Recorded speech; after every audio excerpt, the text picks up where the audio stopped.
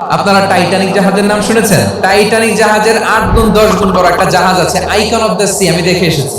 Royal Caribbean দেখে এসেছি। সাগরের সামনে জেটিতে যখন দাঁড়ালাম, জাহাজটা যখন যায়, আমার মনে হচ্ছে একটা শহর, পুরো একটা শহর মনে হয় পানির উপর দিয়ে ভেসে যাচ্ছে। পড়েন সুবহানাল্লাহ। এই যে আইকন অফ দ্য সি, এই জাহাজটা, এটার ভেতরে স্টেডিয়াম আছে, সুইমিং পুল আছে, রেস্টুরেন্ট আছে, 3000 4000 রুম বিশিষ্ট, কক্ষ বিশিষ্ট হোটেল আছে। এই সবগুলোর নিয়ে এগুলো চলে সাগরের দোলার মধ্যে, জলোচ্ছ্বাসের মধ্যে। এই সাগরের ভেতরে এই জাহাজগুলোর ভাষায় রাখছে কে?